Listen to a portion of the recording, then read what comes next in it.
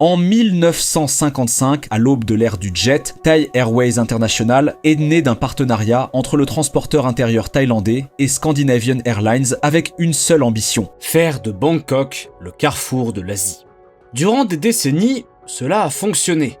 Bangkok se situait au point médian idéal entre l'Europe et l'Australasie, l'escale naturelle de ravitaillement sur la légendaire route du kangourou. La géographie avait offert un cadeau à la Thaïlande. Durant plus d'un demi-siècle après cela, l'aviation d'Asie du Sud-Est a accepté une vérité rassurante. Bangkok serait toujours une plaque tournante. Les passagers voyageant entre les continents devaient s'arrêter quelque part. Et ce quelque part était souvent Suvarnabhumi, le principal aéroport de la ville. Puis, entre 2012 et 2013, Thai Airways a pris livraison de 6 Airbus A380-800. Le plus grand avion de passagers jamais construit, chacun configuré pour 507 passagers répartis en 3 classes. Le Super Jumbo était censé asseoir la place de Bangkok au centre du monde de l'aéronautique. Mais voici ce qui n'a aucun sens. Seulement 6 appareils. 6 A380 ne pouvaient pas surpasser en volume Emirates, qui finirait par en faire voler plus de 100. 6 ne pouvaient pas reconstruire une plaque tournante que les compagnies du Golfe étaient déjà en train de démanteler. 6 ne pouvaient pas sauver une compagnie aérienne qui perdait déjà de l'argent avant même leur arrivée. Pourtant, en l'espace de 8 ans, les 6 seraient cloués au sol pour toujours, devenant le symbole le plus visible de l'effondrement d'un transporteur national dans la faillite. Alors, comment 6 appareils, censés projeter la force, ont-ils fini par révéler une faiblesse fatale ? Pour comprendre pourquoi Thai Airways a misé son prestige sur 6 Super Jumbo, nous devons comprendre pourquoi la domination du hub de Bangkok était déjà en train de s'effriter. Durant la majeure partie du XXe siècle, la physique des vols long courriers favorisait les hubs en Asie. Les avions ne pouvaient pas relier l'Europe à l'Australie sans escale. Ils avaient besoin de carburant. Bangkok offrait du carburant et un marché captif de passagers en correspondance, l'une des options en chemin. Le compromis semblait permanent. La distance imposait une escale, et Bangkok était l'une de ces escales. Mais dans les années 2000, 2 forces démolissaient discrètement ce modèle. La première venait de l'Ouest. Emirates, Qatar Airways et Etihad construisaient des méga-hubs à Dubaï, Doha et Abu Dhabi. En faisant transiter le trafic européen et asiatique par le Golfe, elles contournaient entièrement l'Asie du Sud-Est. La seconde force était encore plus dangereuse, la révolution des bimoteurs. Des avions comme le Boeing 777-300ER et le Boeing 787 Dreamliner émergent pouvaient voler de point à point, reliant directement les villes européennes à l'Asie, tout en consommant environ 20% de carburant en moins. Ces avions n'avaient pas non plus besoin de Bangkok, ils la survolaient. Thai Airways faisait face à un étranglement existentiel. Les compagnies du Golfe volaient le trafic en correspondance. Les vols point à point des bimoteurs volaient le trafic direct. Le hub était vidé de sa substance des deux côtés. Et la compagnie était déjà vulnérable. Tout au long de la fin des années 2000, les prix élevés du carburant, l'instabilité politique répétée et la crise financière mondiale avaient érodé sa rentabilité bien avant qu'un seul A380 ne touche le sol thaïlandais. Alors, lorsque Thai Airways a vu Emirates remplir ses A380 vers Londres et Paris, elle y a vu une solution. Opposer le géant à un géant. La logique semblait évidente. Le plus grand avion réduisait le coût par siège, à condition que les sièges soient pleins. Cette seule hypothèse allait se révéler catastrophique. Puis, entre 2012 et 2013, les 6 appareils arrivèrent, immatriculés de HSTUA à HSTUF. Chacun était une déclaration de fierté nationale. 12 suites en première classe, 60 sièges en classe affaires, 430 sièges en classe économique. Un symbole volant de l'ambition de la Thaïlande de reconquérir sa place parmi les grandes compagnies aériennes du monde. Thai déploya les Super Jumbo là où les besoins en capacité étaient les plus élevés. La compagnie exploitait des vols en A380 de Bangkok vers Londres Heathrow, Francfort, Paris Charles de Gaulle, Tokyo Narita, Osaka Kansai et occasionnellement Sydney et Hong Kong. L'appareil prouva quelque chose d'important. Sur les bonnes lignes, les passagers venaient. Mais le fait est que fréquenter ne signifie pas rentable.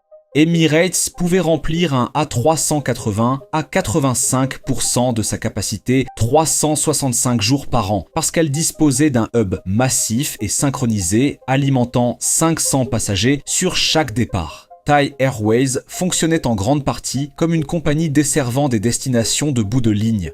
Bangkok était l'endroit où les gens se rendaient, non pas celui par lequel ils transitaient. Durant les périodes creuses, cette énorme capacité fixe devenait un poids mort. 500 sièges sont une bénédiction en haute saison et une malédiction dans les creux. Puis vint le problème du fret. Voyez-vous, Thai Airways s'appuyait fortement sur le fret en soute pour compléter ses recettes passagers. L'A380 fut une déception commerciale pour le fret. Un Boeing 777-300ER pouvait transporter une charge comparable avec la moitié du coût de maintenance des moteurs. Le Super Jumbo n'offrait aucun avantage en matière de fret pour compenser ses dépenses considérables. Ainsi, Thai se retrouva débordée sur 2 fronts à la fois. Elle manquait de l'alimentation réseau nécessaire pour battre ses concurrents au jeu du volume. Et elle était encombrée d'un actif à coût fixe élevé qui ne pouvait rivaliser avec l'économie agile des rivaux bimoteurs. Ce que Thai Airways s'est engagé à exploiter représente l'une des décisions de flotte les plus économiquement pénalisantes de l'aviation moderne. Considérez les chiffres bruts. Un A380 consomme d'énormes quantités de carburant à travers 4 moteurs. Chaque appareil nécessite environ 60 000 heures de main-d'œuvre hautement spécialisée pour une vérification complète de maintenance de type C ou D. La cellule comprend des millions de pièces individuelles provenant de milliers d'entreprises différentes à travers le monde. Cette complexité la rend exceptionnellement sujette à l'usure et exceptionnellement coûteuse à inspecter. En revanche, un Airbus A350-900, qui deviendra plus tard une pierre angulaire du redressement de Thai, est beaucoup moins cher à entretenir et à exploiter. Pourquoi cela importe-t-il autant ? Eh bien, tout se résume à un calcul brutal.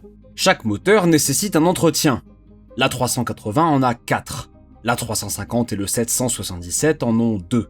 Grâce à cette réduction de moitié du nombre de moteurs, les biréacteurs réduisent de moitié l'une des plus grandes charges d'entretien de toute l'aviation. En réduisant la charge d'entretien, ils réduisent le coût d'exploitation. En réduisant le coût d'exploitation, ils réduisent le coefficient de remplissage nécessaire pour atteindre le seuil de rentabilité. En réduisant le coefficient de remplissage au seuil de rentabilité, ils deviennent rentables sur des routes où la 380 ne pouvait tout simplement pas l'être. Thai n'a jamais construit non plus l'infrastructure permettant d'atténuer ses coûts. Fin 2017, Thai Airways et Airbus ont fièrement annoncé une coentreprise de 11 milliards de bahts, un centre de maintenance, de réparation et de révision à l'aéroport d'Utapao, spécifiquement destiné à assurer la maintenance lourde de l'A380. L'installation était censée faire de la Thaïlande un leader régional de la maintenance. Au lieu de cela, elle a été en proie à des retards, des différends sur l'emplacement et une concurrence féroce de centres émergents au Vietnam et en Indonésie. Le centre MRO que Thai envisageait pour ses Super Jumbo ne s'est jamais concrétisé comme prévu. Ainsi, la compagnie aérienne s'est retrouvée à entretenir l'avion le plus complexe du monde sans l'infrastructure optimisée qu'elle s'était promise. L'A380 était effectivement devenu un fardeau sur mesure, conçu spécialement pour une stratégie de hub que le reste de l'industrie abandonnait. Mais avant que le monde ne saisisse pleinement à quel point Thai Airways s'était retrouvé piégé, survint un événement qu'aucun tableur n'avait modélisé. En mars 2020, la pandémie de Covid-19 mit à l'arrêt l'aviation mondiale. Les 6 A380 furent immobilisés au sol. Ils ne transportèrent plus jamais un seul passager payant. Les conclusions de cette immobilisation remirent en question les hypothèses conventionnelles sur la manière de traverser une période de récession. La pensée traditionnelle des compagnies aériennes supposait que l'on remise les appareils croûteux pour les remettre en service lorsque la demande repart. Mais ces avions ne pouvaient pas simplement être rallumés. La flotte était stationnée dans les environnements chauds, humides et tropicaux de Suvarnabhumi et Utapao. Aucun des appareils n'effectua de contrôle C complet durant l'immobilisation qui s'étala sur plusieurs années. Les lacunes en matière de maintenance étaient sévères.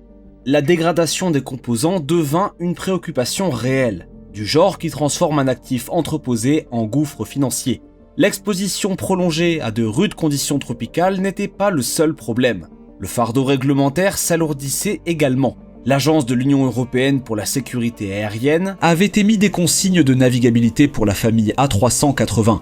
Elles n'étaient pas anodines. Elles concernaient des essieux rompus, des mastiques de trains d'atterrissage fissurés et des toboggans d'évacuation d'urgence qui fuyaient en raison de coutures fendues.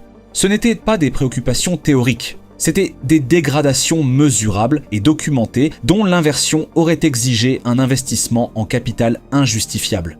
Le calcul était désormais définitif. Remettre en service 6 super jumbo vieillissants, complexes et quadrimoteurs coûterait une fortune que la compagnie en faillite n'avait pas. En 2022, Thai envisagea brièvement de réactiver 2 A380 alors que la demande rebondissait. Les préoccupations liées au coût firent abandonner l'idée presque immédiatement. La pandémie n'a pas tué l'A380 chez Thai Airways. Elle a simplement révélé à quel point il était déjà mort. Thai Airways est entré en restructuration pour faillite sous supervision judiciaire. La flotte devait être rationalisée pour la simple survie financière. Et les 6 A380 se trouvaient au cœur de ce bilan, les symboles les plus coûteux d'une stratégie qui n'existait plus. En 2021, la compagnie aérienne a officiellement confirmé qu'elle vendrait l'ensemble des 6 super jumbo pour générer des liquidités et éliminer des actifs sous-utilisés. Cela paraît simple. Vendre les avions, récupérer une certaine valeur, puis passer à autre chose. Les compagnies aériennes se débarrassent perpétuellement d'appareils. Mais la réponse du marché secondaire fut brutale, et elle révéla une vérité plus profonde. Voyez-vous, la revente d'un A380 d'occasion ne fonctionne pas comme une vente d'avion normale. Les compagnies aériennes ne sont pas disposées à absorber les coûts de transition massifs et les charges d'entretien d'un super jumbo de seconde main. Le marché des A380 d'occasion est pratiquement inexistant. La première mise en vente en 2020 des 2 cellules les plus récentes n'a trouvé aucun acquéreur. Non pas des offres basses. 0. En août 2023, Thai fut contrainte d'ouvrir les enchères pour l'ensemble des 6 appareils dans un état, en l'état, sur place. Le dépôt requis pour renchérir sur un avion qui avait initialement coûté des centaines de millions de dollars était de 50 000 $. Tout acheteur devait assumer la tâche monumentale, soit de rendre les avions suffisamment aptes au vol pour les convoyer, soit de les démanteler sur place. Thai conservait le droit de rejeter les offres émanant d'entités sanctionnées, mais en vérité, les acheteurs étaient rares sous quelque forme que ce soit. La rareté ici n'était pas stratégique. C'était l'opposé de la valeur par l'exclusivité. C'était un effondrement de la valeur par l'obsolescence. La plupart des compagnies aériennes n'auraient pas pu reproduire l'erreur de l'A380 de Thai sans en subir les conséquences. Mais pourtant beaucoup l'ont fait, ce qui est précisément la raison pour laquelle cela importe. Les obstacles à la rentabilité du super jumbo étaient structurels et non solubles par l'ambition. L'alimentation du réseau représentait le premier obstacle. Pour remplir 507 sièges de manière fiable, il faut un hub colossal et synchronisé, canalisant les passagers depuis des dizaines de villes. Emirates a passé des décennies à construire cette machine à Dubaï. Thai, en tant que transporteur en bout de ligne, n'aurait jamais pu l'assembler. L'économie de la maintenance représentait un autre obstacle. 4 moteurs et des millions de pièces créent un fardeau de coûts fixes qui pénalise toute compagnie aérienne incapable de garantir des taux de remplissage élevés toute l'année. L'infrastructure représentait un troisième obstacle. Sans installation dédiée pour la maintenance lourde, la complexité de l'A380 devient un cauchemar logistique, comme l'a prouvé l'échec du projet Utapao de Thai. Et enfin, l'échelle du marché représentait le dernier obstacle. Le super jumbo n'avait de sens que pour les transporteurs disposant d'une demande énorme et constante. Pour les transporteurs des marchés plus petits, c'était un piège de prestige. L'hypothèse selon laquelle la concentration en hub, c'est la voie vers la domination du long courrier n'est plus absolue, car la révolution du bimoteur a permis aux concurrents de contourner entièrement les hubs. Les transporteurs ont bâti des empires sur la conviction que la capacité équivaut à la force. Cette conviction est devenue dangereuse lorsqu'un A350 ou un 787 pouvait desservir la même route plus fréquemment, à moindre coût et avec une bien plus grande résilience. À mesure que l'efficacité énergétique s'améliore et que l'autonomie des bimoteurs s'étend, davantage de routes qui semblaient autrefois exiger un super jumbo peuvent être desservies par des avions plus petits et plus intelligents. Les routes qui justifiaient un A380 hier n'en justifient plus un demain. L'ensemble de l'industrie a reconnu ce changement. À travers le monde, les transporteurs se sont détournés des gros porteurs quadrimoteurs au profit de bimoteurs agiles. Les 6 géants cloués au sol de Thai sont devenus la preuve la plus photographiée de cette prise de conscience mondiale. 6 avions n'ont pas fait croître le volume de Thai Airways. Ils ont fait croître un avertissement. Thai Airways, contrainte par l'effondrement, tente désormais de prouver que la discipline peut compter davantage que la grandeur. La restructuration a produit de véritables résultats. Émergeant de ses profondeurs les plus basses, Thai a enregistré un bénéfice net de 28,1 milliards de bahts pour l'exercice 2023. Le nombre de familles d'appareils est réduit, passant d'un sommet de 8 avant la pandémie à un objectif de seulement 4 types distincts d'ici 2033. Les Boeing 777-200ER vont disparaître. Les Airbus A330-300 les plus anciens seront également retirés du service. Pour remplacer la capacité perdue, Thai a passé en février 2024 une commande transformatrice portant jusqu'à 80 Boeing 787 Dreamliner avec une commande ferme de 45 exemplaires de la variante 787-9 dont les livraisons débuteront en 2027. Notamment, ceux-ci utiliseront des moteurs GE Aerospace, un choix délibéré s'écartant de Rolls-Royce. La compagnie aérienne intègre l'A350-900 sur ses lignes long courrier premium et a commandé 32 Airbus A321neo pour moderniser son réseau court courrier. Le produit passager reflète la nouvelle économie. Thai supprime entièrement la première classe sur ses nouvelles livraisons. À sa place arrive un produit Business Plus. Les 12 suites de première classe de l'ère de l'A380 ont disparu, non par prestige, mais par arithmétique. À la mi-2025, la Cour centrale des faillites de Thaïlande a officiellement mis fin au processus de redressement et les titres de Thai ont repris leur cotation. La compagnie aérienne n'a pas remplacé un géant par un autre, elle a remplacé la grandeur par l'agilité et a survécu grâce à cela. Pour Thai, les 6 A380 représentaient un choix délibéré et orgueilleux de poursuivre un modèle que l'industrie était déjà en train d'abandonner.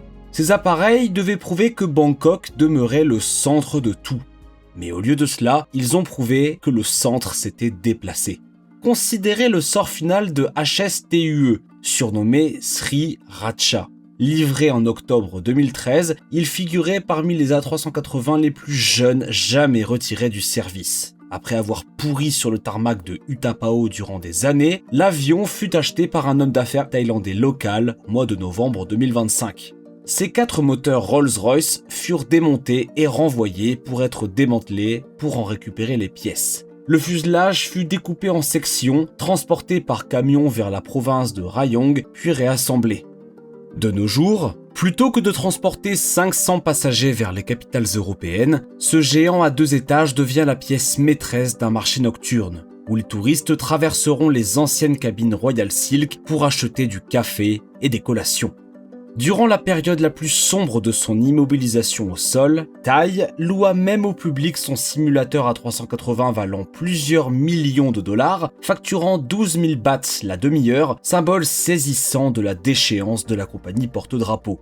Et aujourd'hui, Thai se relève de cette chute.